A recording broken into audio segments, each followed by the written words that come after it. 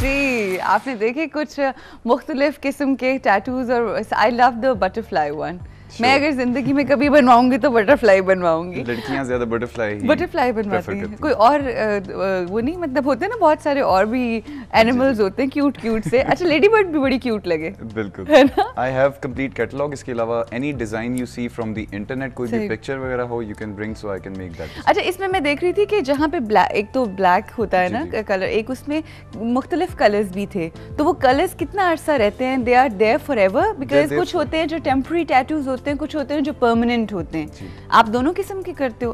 Temporary tattoos के बारे में थोड़ी सी मिसकंसेप्शन है। All over the world temporary tattoos कभी भी स्किन के अंदर पियर्स नहीं होते। अच्छा, ठीक। ये स्टिकर्स होते हैं या फिर टेम्पररी मार्कर से बनते हैं, जो कि मैक्सिमम 1 महीने तक रहते हैं। या फिर हिना टैटूज होते हैं जो कि मेहंदी से बनते हैं। तो अक्सर लोग आते हैं जिन्होंने सुनी सुनाई बातें, उनको सुना होता है कि जी 6 महीने के लिए हमें बना दें या साल के लिए बना दें। बिकॉज आपकी स्किन के अंदर अगर कोई भी चीज इंसर्ट हो जाएगी, कोई भी इंक, इवन जो नॉर्मल इंक होती है पेन वाली, तो फिर इट विल स्टे फॉरएवर। सही। अच्छा, दूसरा, अब अगर हम टैटूज के हवाले से बात करें, एक तो जो मुझे रीज़न समझ आता है टैटू बनवाने का, वो सिर्फ मतलब फैशन के तौर पे आप बनवा सकते हो कि जी आपने बनवा लिया, you know, people like wow, ये वो। इसके अलावा और कोई पर्पस होता है टैटूज का? जी बिल्कुल। वैसे बाहर की कंट्रीज में, जिस तरह आपने इवन चाइना और बीजिंग की एग्जांपल दी है, चाइना में स्पेशली और थाईलैंड वगैरह जगह पे टैटूज जो है इवन मेडिकेशन के लिए यूज होता है। कोई इनमें से बीमार हो जाता है। अच्छा, मेडिकेशन के लिए? वो कैसे? इनके सिंबल्स हैं, इवन चाइनीज के अंदर सिंबल हैं, there is a language as well. ठीक। तो उनके वो सिंबल्स बनाते हैं, उससे रिलेटेड किसी को कोई भी किस्म का बड़ा डिजीज हुआ, लाइक कैंसर वगैरह, तो they make tattoos and there are results, they get cured as well. अभी you can call it mentally, psychological, but वहां पे और उनके ईमान का हिस्सा होता है ना, देयर आर डिफरेंट जो रिलीजन्स होते हैं उसका। बाहर के मुल्क में mostly people use it for religious purpose as well. यहाँ पे पाकिस्तान में I am doing it for 3 purposes, not only for fashion, that is for show, fashion है। इसके अलावा I am using it for surgical purposes as well, and इसके अलावा cosmetic. अच्छा, cosmetic हो गया और सर्जिकल को थोड़ा एक्सप्लेन करेंगे? जी, बहुत ज्यादा लोग होते हैं जिनके इवन बर्थ मार्क्स होते हैं, अपना गर्दन पे, इवन चेहरों पे भी होते हैं, बाजू पे होते हैं, ऐसी जगह पे जहाँ पे प्रोमिनेंट हो, विजिबल हो। कई लोगों के इवन फेस के ऊपर होते हैं। एग्जैक्टली। ठीक। तो वो जो है उसको हाइड करना, कोई उसके लिए डिजाइन बना दिया, या फिर इवन के कोई भी चीज है उसको मोल्ड करके कुछ भी इम्प्रोवाइज कर देना। ब्रिलियंट। इसके अलावा जो सर्जिकल पर्पसेस हैं, उसमें ये कि अक्सर आपने देखा कभी एक्सीडेंट हो जाते हैं। एक लड़की आई थी, उसका एक्सीडेंट हुआ था, तो she was a model as well.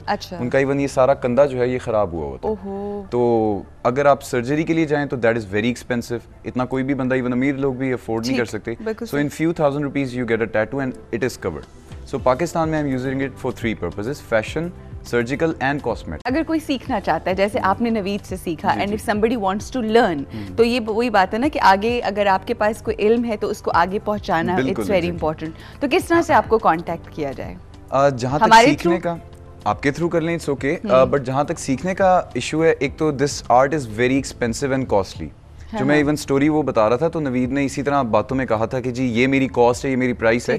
जब मैं रात को सोते मैंने सोचा कि यार फौजी वेले अभी तो कुछ नहीं कर रहा, तो why don't you learn this art. तो I started it as a business point of view से मैं इसके अंदर आया था, but now it has become my passion. Brilliant. अब मेरा जो लाइफस्टाइल है, आई एम यंग, इतना मैं बूढ़ा अभी नहीं हूँ, बस ठीक है, बस थोड़ा, लेकिन सफेद बाल आ रहे हैं। अच्छा, ठीक है, कुछ नहीं होता आजकल। तो मेरा जो लाइफस्टाइल देख के मैंने नोट किया कि नवीद के पास कोई सीखने वगैरह नहीं आता था। He was never, nobody was attracted. मेरे पास बहुत ज्यादा लोग हैं। Very nice. Even those लोग who, अच्छा, खवातीन ज्यादा आती हैं या लड़के? जो जहाँ तक काम का है सीन, उसमें तो फीमेल की ज्यादा परसेंटेज है, वो मैंने आपको बताया, बट सीखने की बात उसमें लड़कों की ज्यादा परसेंटेज थी। एंड वो लोग जिनके पास even they have sufficient amount of money, लेकिन I have to select this person because ये जो आर्ट है, it's really, you can say it's holy as well, कि किसी के जिस्म के ऊपर आपने हमेशा के लिए कुछ करना है, तो जिस बंदे को इस आर्ट के बारे में लगाव है, इंटरेस्ट है, उसको मैं सिखाने के लिए इंटरेस्टेड हूँगा, otherwise there is no chance. I really like this, जो एक आपके ज़हन में एक है ना, मॉरल वैल्यूज होना बहुत जरूरी है। ये नहीं कि अन्ने वहाँ पैसे लिए और चलो जी आगे बिस्मिल्लाह, आगे चलो करा दो। ये बात जो है यही बरकत डालती है आपके काम में।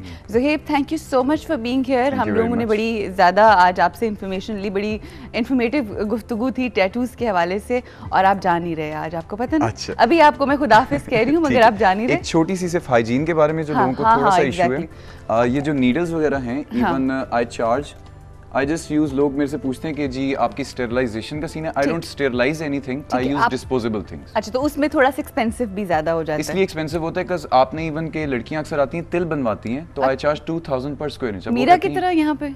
हाँ एग्जैक्टली। ठीक है। तो उनके ऊपर नीडल यूज होके आई डिस्पोज इट ऑफ। अच्छा, बिकॉज़ ये इतना रिस्की काम है, HIV हेपेटाइटिस भी, तो मैं सिर्फ इतनी अमाउंट के लिए जो है किसी की लाइफ रिस्क में नहीं ला सकता। So it's totally hygiene. जबरदस्त, एक्सीलेंट, सारी बातें क्लियर हो गई आज। और अगर आप लोग करवाना चाहते हैं तो वाई ब्लॉक मार्केट में जाएं, अगर सीखना चाहते हैं वहाँ पर भी जा सकते हैं। Pitch black ink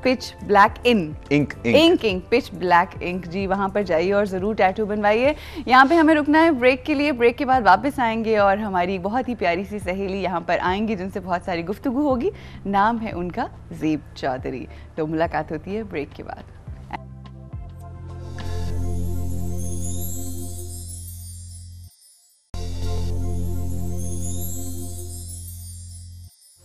welcome back, वापस आ गए हम और काफ़ी इंतज़ार करवाया आपको हमने, क्योंकि हमारे जो गेस्ट हैं वो बड़े स्पेशल हैं। उनको हम सेटल डाउन कर रहे थे और उनसे वैसे भी गुफ्तगू हो रही थी।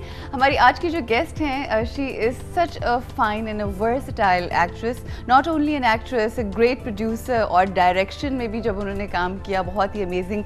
इनके हवाले से मैं अक्सर ये बात सोचती भी हूँ और कहती भी हूँ कि ये जब हंसती हैं तो लोगों को हंसा देती हैं, जब रोती हैं तो हर किसी की आंखें नम हो जाती हैं। She is true artist. हमारे साथ हैं ज़ेब चौधरी। अस्सलाम वालेकुम, कैसी हैं आप? ठीक ठाक हैं? और इनकी सबसे अच्छी बात यह है कि ये एक अच्छी आर्टिस्ट तो हैं, एक शो बिजनेस पर्सनैलिटी तो हैं, मगर उसके साथ साथ ये उन ऐसी लकी ख़वातीन में से हैं कि जिन्होंने अपने घर को भी उसी तरह से मैनेज किया हुआ है। और कहते हैं ना कि अगर आपका काम बहुत अच्छा हो और अगर आपका घर में सुकून ना हो तो वो चेहरे पे वो आते नहीं, इत्मीनान नहीं आता। और उनके साथ आप देख रहे हैं कि प्यारी सी जो बेटी बैठी हुई है इनकी, ये इनकी जान है, इनकी खुशी है, हर चीज़ ज़िंदगी में बस इनकी ये है। ताबीर नाम है इनका, और उनके साथ प्यारी सी ताबीर, और उनके साथ इनके बेटर हाफ जिनके बारे में मैं जितनी भी तारीफ़ करूं उतनी कम है। वाई? बिकॉज जो शो बिज़नेस में ख़वातीन काम करती हैं, उनको अगर घर की तरफ से सपोर्ट ना हो, घर की तरफ से गाइडेंस ना हो,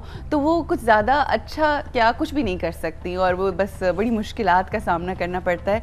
और अगर आज ये स्ट्रेंथ है और ये कॉन्फिडेंस और जिस तरह से ये खुशी आपके इनके चेहरे पे नज़र आती है, it's because of that better half Chaudhry Rizwan sahab, जो कि इनके हस्बैंड हैं और वेरी नाइस ह्यूमन बीइंग। मैंने जब भी इनको देखा है, इनसे मुलाकात हुई, मुझे बड़ी पॉजिटिव वाइब्स आई हैं। सर अस्सलाम वालेकुम and welcome to the show. तो ये हम इन्हीं से स्टार्ट करते हैं, ठीक है? आपसे तो बात होगी, लेकिन ये इतना अच्छा हस्बैंड और इतनी सपोर्ट करना और थ्रू आउट साथ देना बीवी का। शुरू में हम जानते हैं आपकी भरपूर किस्म की लव मैरिज हुई हुई है, ठीक है ना? और उसके बाद फिर शुरू में सारे मियाँ बहुत करते हैं कि जी ठीक है, प्यारी सी बीवी और ये वो सब कुछ, मगर आहिस्ता आहिस्ता वो चीज़ें जो हैं वो कम होती चली जाती हैं। आज तक आपकी ये मोहब्बत जो है ये कायम दायम, और अल्लाह मियाँ इस तरह से हमेशा रखे, इसका राज क्या है? मेरी मोहब्बत कम नहीं हुई बल्कि ज़्यादा हो गई है। जैसे जैसे टाइम गुजरता जा रहा है वो ज़्यादा होती जा रही है। सही। तो सिखा के लाइए जरा कि बुरी बातें नहीं करनी। अच्छा, मुझे 3-4 आपने राज बताने, ताकि वो जो लोग, जो मर्द हजरात देख रहे हैं ना, वो आपकी बातों से कुछ सीखें कि बीवियों को किस तरह अच्छी तरीके से रखना है।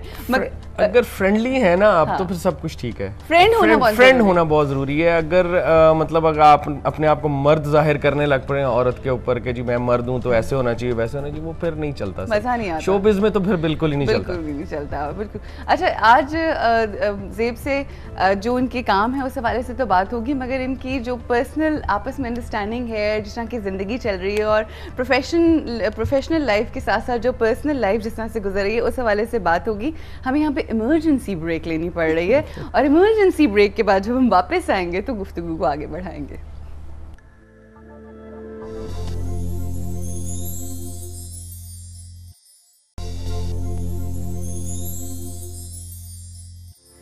वेलकम बैक जी, वापस आ गए हम, और हमारे साथ हैं हमारी बहुत ही प्यारी सी सहेली और एक बहुत ही सुपर आर्टिस्ट ज़ेब चौधरी, और उनके साथ उनके मियाँ हैं और प्यारी सी बेटी है, और गुफ्तगू हो रही है इनकी ज़िंदगी के हवाले से। आजकल क्या आप लोगों ने माशाल्लाह दो प्रोजेक्ट्स आप लोगों ने किए, जो ड्रामाज वगैरह प्रोड्यूस आपने किए और डायरेक्ट इन्होंने किए, तो और आप एक्ट भी ज़ाहिर है उसमें करते हो।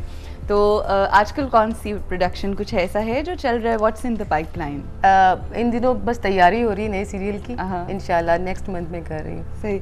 अच्छा, कितना मियाँ से पैसे निकलवाना मुश्किल होता है या प्रोड्यूसर से पैसे निकलवाना मुश्किल होता है? इनसे निकलवाना मसला नहीं है मेरे लिए। अच्छा, ये चाहे प्रोड्यूसर हो चाहे मियाँ हो, हाँ, ये दोनों तरह से खर्च करते हैं, लेकिन इनको पता है कि मैं खराब नहीं करती। अच्छा, एक और चीज़ भी होती है चौधरी साहब कि अगर आप बहुत मतलब अपनी बेबी के लिए बहुत शाह खर्च है ना, तो फिर आप हर किसी के लिए शाह खर्च होते हैं, वो एक नेचर होती है ना। नहीं, ये हर किसी के लिए नहीं है। अच्छा, इसीलिए तो शादी कर ली मैंने। तो पहले पता कराया था? हाँ, अच्छी तरह से। कैसे? लव मैरिज का मतलब है सब कुछ तो पता लग गया, लव मैरिज में तो सब कुछ समझ आ जाती है। आपकी पूरी इंक्वायरी हुई है शादी से पहले, आपको पता ही नहीं चला, मासूम बने आप बैठे लिए ना। तो पहले आपने पता करवा लिया इनसे। जाहिर एक टाइम साथ गुजरा तो एक दूसरे को समझने में आसानी रही। सही। तो मुलाकात एक पार्टी, एक कोई फ्रेंड्स की गैदरिंग थी, वहां पर हुई और फिर आपने कहा कि ही इज द वन। मैंने नहीं कहा, इन्होंने कहा। Why did you choose? क्यों आपने इनको चूज किया?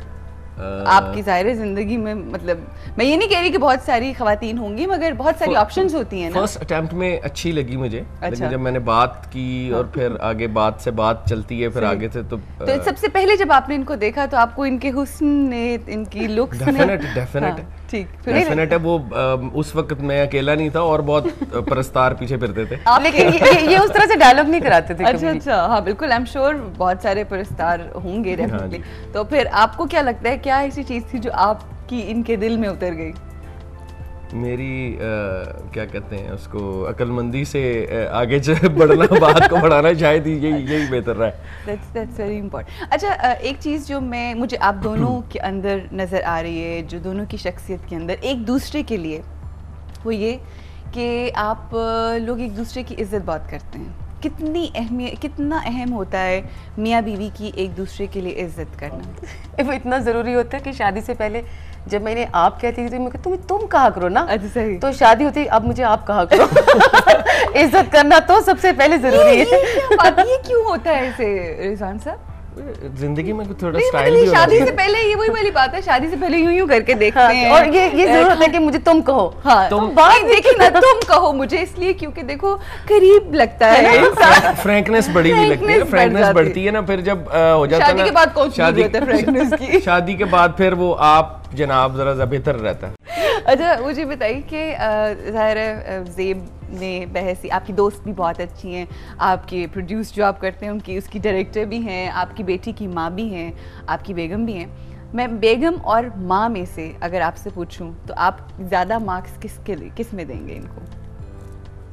Almost equal, but she is a very very good wife.